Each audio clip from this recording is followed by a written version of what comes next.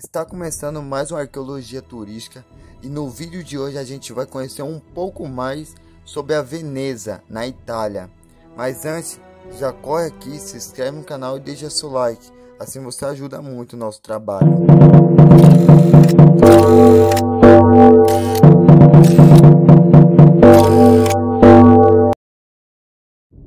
Tudo começa aqui.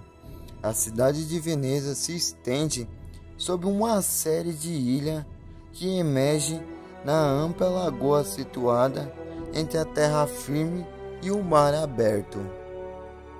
Até a sua fundação era habitada por poucos habitantes lírios e venetos, que viviam sobre a água da lagoa de Palafitas, sobrevivendo da pesca e da extração de sal. Toda a sua fundação e toda a sua construção teve início no século 421. Todos os habitantes do Vêneto, expulsos pelos Ostrogonodos e Lomonardos, se refugiaram nessas terras pantanosas, que desenvolveram na desembocada do rio Po, formando a cidade de Veneza. Já a sua localização privilegiada entre maríssimas e águas pantanosas concedeu grande dependência a Veneza em relação a possíveis conquistadores. E já alguns séculos depois, no século 810, o filho de Carlos Magno teve que retirar suas embarcações depois de esbarrar com alguns obstáculos que a zona oferecia à navegação.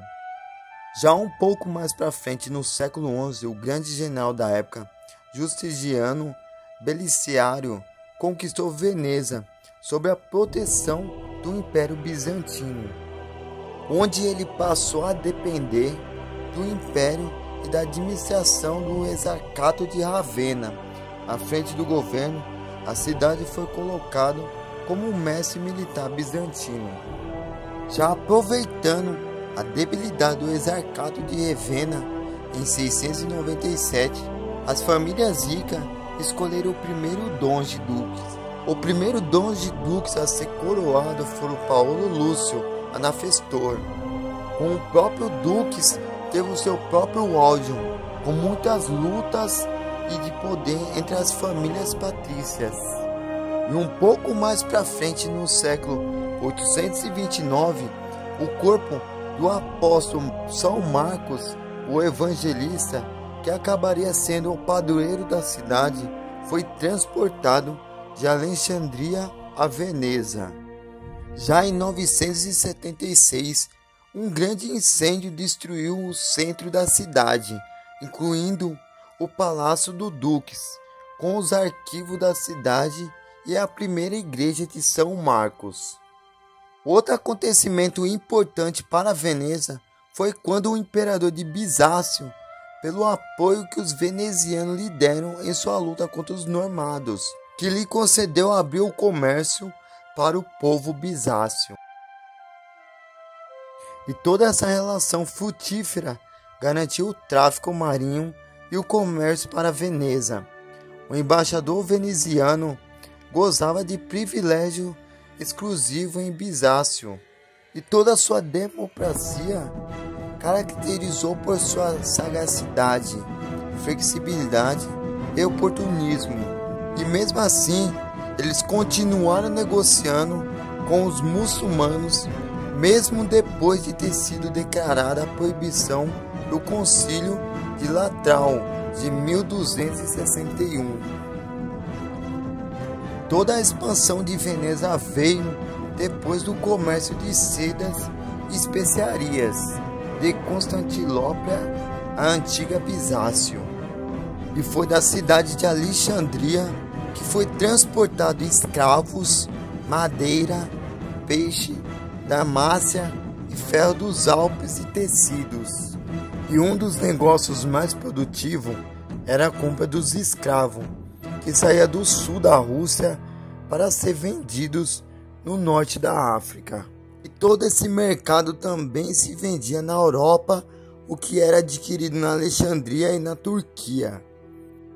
Já um pouco mais para frente, em 1204, começa então o grande apogeu de Veneza, com início na Quarta Cruzada. Já as Galhas venezianas à frente do Duque Enrico Dandolo, e foi com ele que eles tomaram Constantinopla e o Império Grego. Foi dividido entre os cruzados e os venezianos, onde eles ficaram com diversos bairros comerciais da cidade da Síria, Palestina, Creta e Chipre. Então chega a época do famoso Marco Polo, o símbolo do espírito veneziano. Depois que o Mediterrâneo foi controlado, as galhas venezianas miraram no Atlântico, ameaçando assim a Europa, chegando a Strongstort, Bruges, em Londres, onde estabeleceram colônias. E todo o símbolo máximo apogeu foi estabelecido em 1284, ofuscado por uma moeda de ouro ou ducado, que permaneceria durante 3 séculos como um dos padrões monetários do mundo, junto com o florim e florentino. E desde o primeiro momento, a organização da República de Veneza se esforçou para evitar que apenas um homem, o duques, tivesse todo o poder, que estabeleceu uma forma republicana de governo que não existia em nenhuma outra cidade e estado da Itália. Os patrícios estavam decididos a não ser governados por qualquer pessoa, especialmente quando não ajudava em seus interesses econômicos. A primeira imposição aconteceu em 1148, quando obrigaram o duque a fazer a promessa ducal, um compromisso que ele deve assumir no momento que ele é nomeado. E logo depois, em 1177, foi imposto a ele o Grande Conselho, composto por membros escolhidos entre as famílias da nobreza, e que seria seguido pelo Conselho Menor, formado por 6 membros da assessoria do duques e a quarantia com o Tribunal Superior. E já na metade do século XV, os venezianos começaram sua expansão pela Itália, como resposta ao poder ameaçador do Duque de Milão. E já chegando em 1410, Veneza já controlava a maior parte da região, que transformou o mar Adriático no mar veneziano. E já com a assinatura do Tratado de Capoforme, em 18 de outubro de 1797, Napoleão cedeu Veneza aos austríacos. E toda a situação se transformou rapidamente em uma guerra entre a Itália e a Áustria.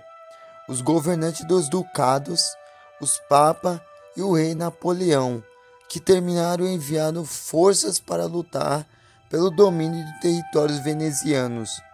Enquanto isso, os austríacos eram apoiados pela Santa Aliança, Prússia e Rússia. E só foi pelo Tratado de Viena em 1866 que se estabeleceu a paz entre a Itália e a Áustria. E a Áustria renunciou à cidade italiana em troca de uma indenização. Em meio a tantas guerras e tantas lutas, Veneza se permaneceu em pé.